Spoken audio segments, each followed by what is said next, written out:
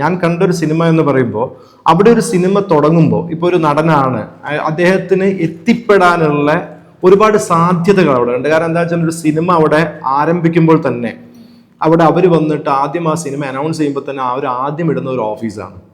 അപ്പോൾ നമ്മൾക്ക് ആർക്കും അവിടെ എത്തിപ്പെടാനും ആ ഡയറക്ടറെ അല്ലെങ്കിൽ അസോസിയേറ്റ് ഡയറക്ടർ, അസിസ്റ്റന്റ് ഡയറക്ടേഴ്സിനെ മീറ്റ് ചെയ്യാനുള്ള ഒരു സ്പേസ് നമുക്ക് അവിടെ ഉണ്ട്. ഏത് സമയം നമുക്ക് ആ ഓഫീസിൽ കയറി ചെല്ലാം, നമ്മളൊരു ഒരു ഫോട്ടോ അവിടെ കൊടുക്കാം.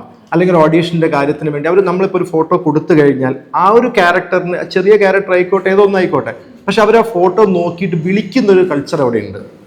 അതുകൊണ്ട് തന്നെ തമിഴ്നാട്ടിൽ ഇന്നും പല സ്ട്രീറ്റുകളിലും ഒരു ചായക്കട എടുത്താൽ തന്നെ, ഇപ്പൊ ഒരു പ്രസാദ് സ്റ്റുഡിയോന്റെ അവിടെ എടുത്തൊരു ചായക്കട എടുത്താൽ തന്നെ അവിടെ വൈകുന്നേരങ്ങളിൽ അല്ലെങ്കിൽ രാവിലെകളിൽ ഒരു കൂട്ടം ആളുകൾ ഉണ്ടാവും. അവരൊക്കെ സിനിമ ആഗ്രഹിച്ച് പല നാടുകളിൽ നിന്ന് വന്ന് അവിടെ താമസിക്കുന്ന ആൾക്കാരാണ്. അപ്പൊ അവർക്കൊക്കെ ഏതൊക്കെ പടങ്ങൾ ഓൺ ആവുന്നുണ്ടെന്നുണ്ട് അതിന്റെയൊക്കെ ലിസ്റ്റ്, എവിടെയൊക്കെ ഓഫീസ് ഇട്ടിരിക്കുന്നു, ആരുടെയൊക്കെ പടങ്ങൾ തുടങ്ങുന്നു എന്നുള്ളതിന്റെ കൃത്യമായൊരു അപ്ഡേറ്റ്സ് അവരുടെ കയ്യിലുണ്ടാവും.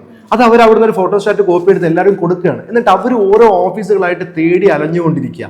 അവിടെ അതിലെത്തിപ്പെടാനുള്ളൊരു സാധ്യതയാണ് ഞാൻ ഇവിടെ വന്നിട്ട് അങ്ങനെ ഒരു കൾച്ചർ ഞാൻ കണ്ടിട്ടില്ല.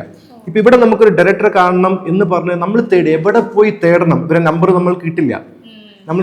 നമ്മൾക്ക് നേരിട്ട് ഒരാൾ വിളിച്ചിട്ട് ഒരാൾ അദ്ദേഹത്തിന്റെ നമ്പർ നമ്മൾക്ക് തരില്ല. ഇവരെവിടെ താമസിക്കുന്നു നമ്മൾക്ക് അറിയില്ല. ഈ പ്രൊഡക്ഷൻ ഹൗസ് എവിടെയായിരിക്കും ഇവരുടെ ഹബ്ബ് എന്ന് നമുക്കറിയില്ല. അപ്പൊ ആ തേടലിന്റെ ഒരു പ്രശ്നം കൊച്ചിയാണെങ്കിൽ കൂടെ ഈ ചെറിയ ഇട്ടവട്ടത്ത് പോലെ നമ്മൾക്ക് അവരെ തേടി കണ്ടെത്താനുള്ള ബുദ്ധിമുട്ടാണ്. പക്ഷെ ചെന്നൈയിൽ അത്രയും വലിയൊരു സിറ്റിക്കകത്ത് പോലും നമുക്ക് ആ ഓഫീസിൽ എത്തിപ്പെടാനുള്ള സാധ്യത വളരെ ഈസിയാണ്. അവിടെ കഴിവുണ്ടെങ്കിൽ ചിലപ്പോൾ സമയം വൈകും, ഒരുപാട് കാലം പിടിക്കും. എന്ത് പറഞ്ഞാലും ഒരു 10-15 വർഷം നമ്മൾ സിനിമയെ സ്നേഹിച്ച് വരുന്ന ഒരാളാണെങ്കിൽ എല്ലാം തിരിച്ച് എല്ലാ പ്രശ്നങ്ങളെയും ഫേസ് ചെയ്തിട്ട് സിനിമ തന്നെ എന്ന് തീരുമാനിക്കുന്ന ഒരാൾക്ക് മിനിമം 15 വർഷം കഷ്ടപ്പെടേണ്ടി വരും എന്നുള്ളതാണ് ഇന്ന് ഞാനിപ്പോ ഈ ഒരു ചെയറിൽ ഇരിക്കുന്നുണ്ടെങ്കിൽ അതെന്റെ ഒരു 15 വർഷത്തെ കഷ്ടപ്പാടാണെന്നുള്ള നല്ല ബോധ്യമുള്ള ഒരാളാണ് ഞാൻ. ഇതാണ് എനിക്ക് ആ ഒരു വ്യത്യാസം തോന്നിയിട്ടുള്ളത്. ഈസിലി ആക്സസ് ആകാൻ പറ്റുന്ന ഒരു ഏരിയ ആണ് ചെന്നൈ. അതെ നമുക്ക് എത്തിപ്പെടാം. പിന്നെ ബാക്കിയൊക്കെ നമ്മളുടെ ഭാഗ്യവും എല്ലാം വേണമല്ലോ. സിനിമ ഒരു ഭാഗ്യം കൂടി തുണച്ചാൽ മാത്രമേ, നമ്മൾ വെറുതെ കഷ്ടപ്പെട്ടതുകൊണ്ടോ അങ്ങോട്ടും ഇങ്ങോട്ടും ഓടിയതുകൊണ്ടോ ഒന്നും ഒരു കാര്യമില്ല. അതേസമയം നമ്മൾക്ക് ചെറിയൊരു ഭാഗ്യം കൂടി വേണം. ചിലപ്പോൾ നമ്മൾ രക്ഷപ്പെടും, ചിലപ്പോൾ രക്ഷപ്പെടില്ല.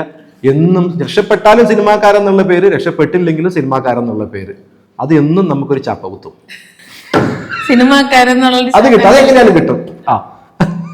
അപ്പൊ ഈ അടുത്തിറങ്ങിയ കുറച്ച് മുന്നേ ഇറങ്ങിയ ഒരു സിനിമയുടെ വർഷങ്ങൾക്ക് ശേഷം ആ സിനിമ കണ്ടിരുന്നല്ലോ.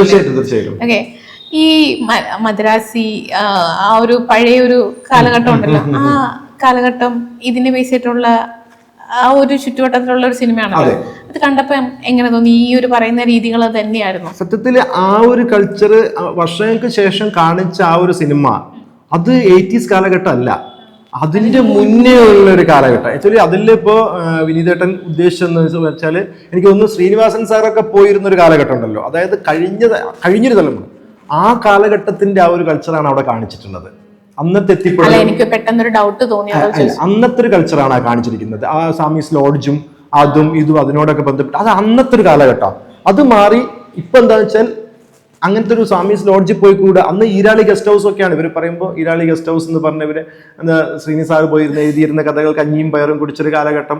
ഈ ഈരാളിയിൽ ഞാനും പോയിരുന്നിട്ടുണ്ട്, അതുകൊണ്ടാണ് ഞാൻ പറയുന്നത്. അപ്പൊ ആ ഒരു കൾച്ചർ അത് ഇതിന് മുന്നുള്ള ഒരു സംഭവമാണ്. അതിപ്പോഴത്തെ സിനിമയായിട്ട് കൂട്ടിക്കുഴയ്ക്കണ്ട.